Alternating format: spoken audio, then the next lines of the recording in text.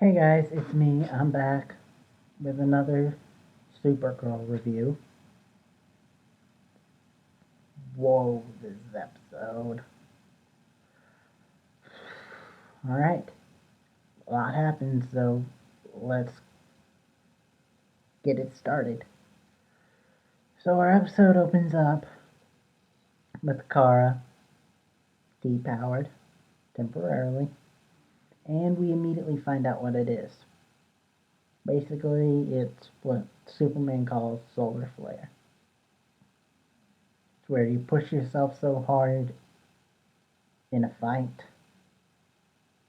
that you temporarily drain all your energy, and so you just need a couple days off to absorb the yellow sun. And that's all good and all, but this is apparently the first time Kara's ever lost her powers. She has she gets sick. She has to take the bus. She at one point breaks her arm. But anyway, so she arrives at work sick. Lynn's like, what the frick is going on here? She's like, yeah, I lost my powers thanks to the fight with the Red Tornado temporarily. He's like, okay, I'll look into Superman. I'll look into what the DEO has on Superman. And he goes, oof, to do research. And Kat says, no, go home. I can't, I can't get sick. You have to go home. Also, sorry if you can hear that. Anyway, so we go from there. Cars on the street. Jamie tells her what's going on and that she needs to just rest for a few days. But then, boom, earthquake hits. And it's a big one that like knocks out power. And then we see her go with Maxwell to Maxwell Lord, who's blasting Supergirl for not being there. And he reveals that he knows that Supergirl has probably lost her powers. And that they might never come back. So, Kara gets a little upset, but anyway, they go when a woman calls to say, my dad needs help. Maxwell Lord, who we find out has actually had a little bit of medical training, knows what's going on. It's just the only way to fix it is if you could see it with an x-ray. And also,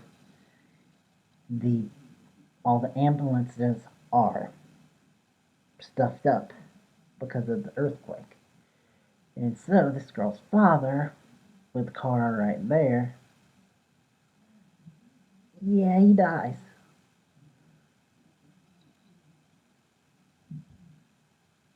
And wow, that's something that I didn't see coming. But yeah, he dies. Kara cries about it. Jimmy gives her a pep talk, and she basically stops a robbery as Supergirl, but without her powers. Then they go back to Catco. Another earthquake happens. They go to rescue people who are in a higher floor when something bad happens. Jimmy's up the elevator shaft. Really didn't mean to put it that way. Anyway, and he helps get them out, but before he can come down, another earthquake hits. He has to grab onto the elevator cable. The cable breaks, and he falls. But at this point, because we found out later that the thing that helps Superman get his powers back after the solar flare is when he gets a jolt of adrenaline. And Jimmy Fallon is the jolt of adrenaline. So Kara flies down, catches him, brings him back, then leaves and goes and does her superhero thing, saves multiple different people from multiple different scenarios, including saving a bus full of kids and just seeing those kids cheer and seeing Kara's face smile. That was a good moment. I like that moment. And so everything is good with Kara. But here's the kicker. While that was going on, a whole different story was going on with Alex and Hank.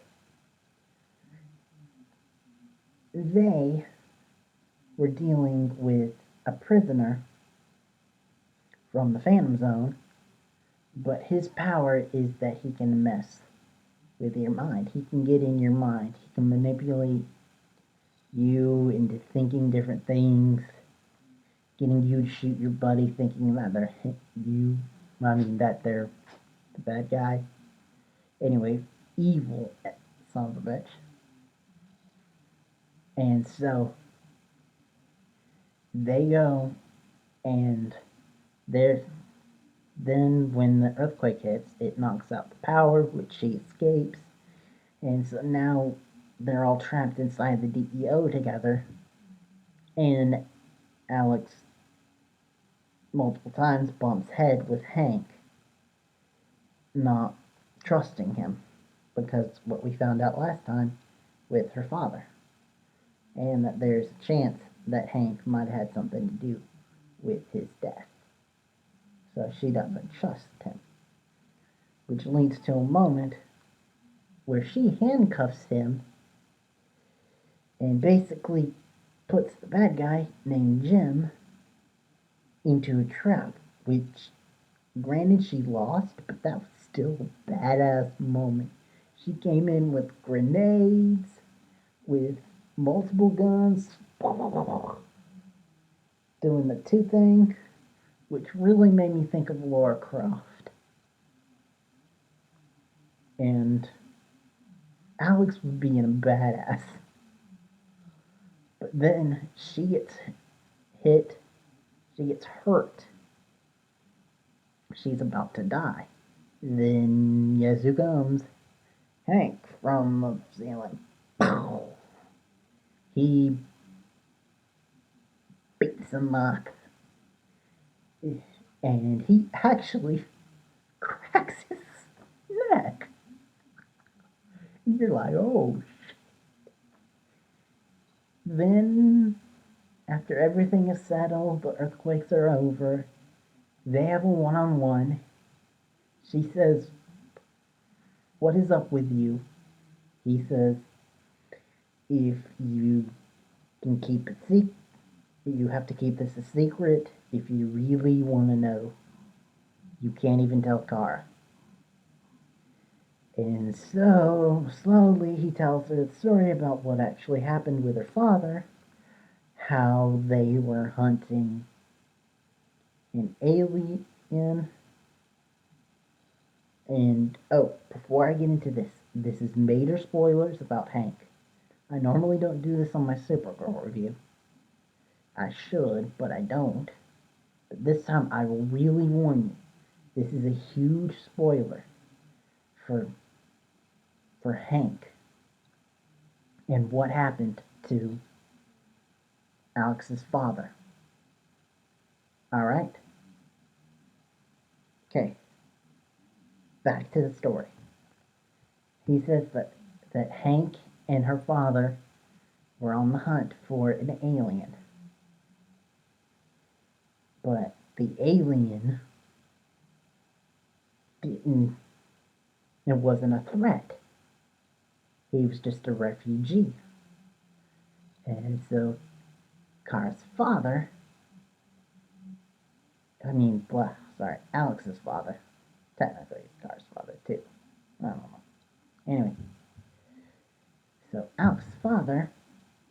ultimate sacrifice and died protecting the alien. And Hank died too. But before Alex's father passed away, the alien swore to protect Alex and took the shape of Hank to do so and to help run the DEO. And so we find out that the reason why he did that and he's able to do that is because he is a shapeshifter. And not only is he a shapeshifter, he is the shapeshifter. Yes, ladies and gentlemen, John Jones is Hank Henshaw. Holy crap! I had a total geek out moment when that happened. I'm like, wow! That is awesome. I love the pacing of the show and just the fact that they're willing to take these risks.